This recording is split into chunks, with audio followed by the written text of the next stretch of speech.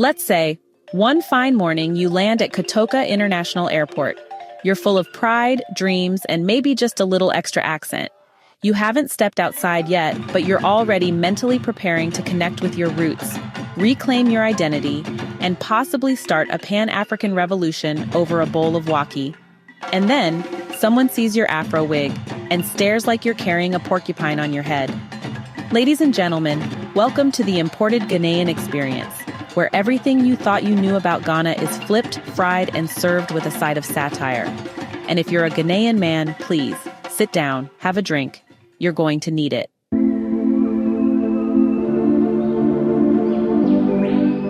So what happens when a Ghanaian woman raised abroad returns to Ghana, only to discover that her homeland isn't exactly how her parents described it at the dinner table? Well, she doesn't cry, she doesn't run, she writes a book, a very scathing, sharp, and satirical one. In the Imported Ghanaian, Alba Kunadu Sumprim takes us on a whirlwind tour through Ghanaian eccentricities, from how we dress to how we sneeze, argue, ask questions, and even pee. No, seriously, peeing is covered. The book kicks off with a list of 20 things you need to know about Ghanaians, each one beginning with Ghanaians. It opens with this gem. Ghanaians know everything and are always right. If you try to tell or show the Ghanaians something or a better way of doing things, then you are too known, and they are not going to listen to you. Now, I'm a Ghanaian, and I've lost count of the number of times I've been too knowned by my own relatives. I once tried to show my uncle how to use WhatsApp stickers. He looked at me like I had insulted his ancestors. But Alba doesn't stop there. No. She proceeds to declare that Ghanaians don't like taking responsibility, know everything, and have simple logic. Whatever the Ghanaian does is logical because Ghanaians are doing it. Ah, perfect. Circular logic at its finest. But here's the thing. The author herself seems to fall into the very trap she's mocking. In criticizing Ghanaians for thinking they know everything, she positions herself as the one who actually does know everything. She prescribes everything from how Ghanaians should eat, speak, dress, look, even what weight they should be. And if you're male, good luck. Because nearly every problem in the book somehow leads back to you. What did I do to deserve that? Let's talk about her interaction with Ghanaian phrases. Take this one. Are you sure? Now, to the untrained ear, this might sound like the Ghanaian is questioning your entire integrity, but to us, it's just normal, like seasoning meat. I mean, when someone calls to say, I'm outside and I look outside and they're not there, what should I say? Oh, okay. No, I ask, are you sure? Because clearly, he isn't. Then there's that phrase we all know too well, enyе hwee. Literally, it's nothing. Alba loathes it. She sees it as a way of brushing off wrongdoing, denying accountability. But for us, it's conflict resolution in 4 syllables. It's why our uncles don't fight with machetes over land disputes. It's how our elections don't always end in gunfire. Still, I do agree that sometimes enyye hwee can be used to silence rather than solve. But suggesting that we abandon it for all-out confrontation, what are we now, Lord of the Flies? Alba also experiences what I'd call a big dose of reverse culture shock. She talks about people relieving themselves wherever they please. Fair point, really. Digging into their noses or gawking at her for wearing an afro wig, which honestly left me confused because afro wigs aren't new. She also misjudged a Muslim man carrying a buta, thinking it was a portable urine container. Now, that's a cultural faux pas if I've ever seen one. But it proves something important. Sometimes when we come home from the diaspora, we come with lenses that need serious cleaning. She describes mates, the driver's assistants, responding to simple questions like, Does this trotro pass Atimota?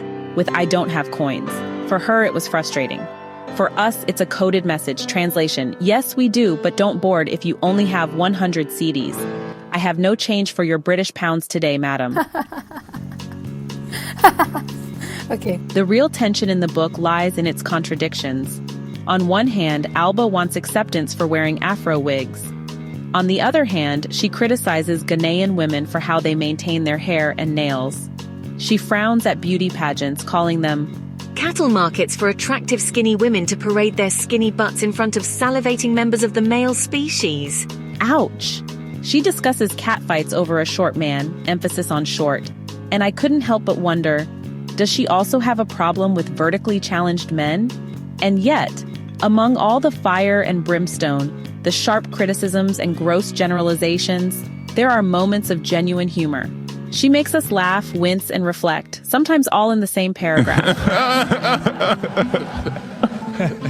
So what is this book that offends, entertains, criticizes, and somehow still manages to make you giggle?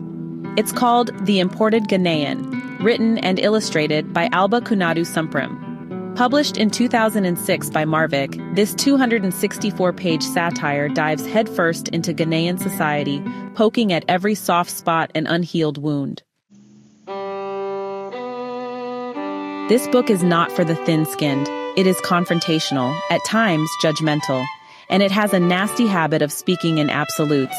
But it also brings something crucial to the table, an outsider-insider lens. Alba was born in the UK, raised in a very different culture, and returned to Ghana with expectations that reality failed to meet. What she documents is that very shock, the dissonance, the irritation, the humor, themes, culture clash, identity, gender bias, communication breakdown, and maybe, just maybe, accountability. But the biggest issue with the book is generalization. By painting all Ghanaians with the same brush, it risks alienating readers who might otherwise agree with some of her points. It's the literary equivalent of standing in Accra Mall and shouting, "You're all backward," and expecting applause. Yes, many of the problems she highlights are real. Poor customer service, street littering, casual sexism, and hypocrisy. But there's a difference between satire and stereotyping, and at times, she leans dangerously close to the latter. Still, you'll laugh, you'll argue, you'll feel attacked, then you'll laugh again. That's the Imported Ghanaian experience. Alba Kunadu Sumprim was born in London and has been writing for as long as she can remember. A graduate of the Cuban Film School, she now lives in Accra, where she writes screenplays, radio dramas, and a weekly social commentary column for the Daily Dispatch. And apparently she is regularly mistaken for being anything but Ghanaian, which ironically is part of what inspired this book. She's Ghanaian, yes, but imported. If you're looking for a book that pokes the Ghanaian experience with a sharp stick while making you laugh and squirm at the same time, The Imported Ghanaian is exactly that. But be warned, if you're Ghanaian, this book might roast your entire existence. And if you're a Ghanaian man, you'll need aloe vera.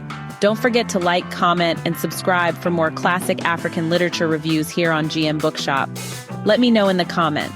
Have you ever felt like an imported Ghanaian? Or do you think Alba went too far? Until next time, enyẹ, hwee. Hey, thanks so much for hanging out with me today. If you're interested in diving deeper into this book, I've left some links down in the description. You can use it to grab yourself a copy and keep the adventure going. And if you're in the mood for more great reads, don't go just yet. Click on one of the videos popping up right now that I think you'll love. And don't forget to give this review a like, leave a comment, or even subscribe if you'd like to see more. Every bit of support helps us grow this little community of book lovers. See you in the next one.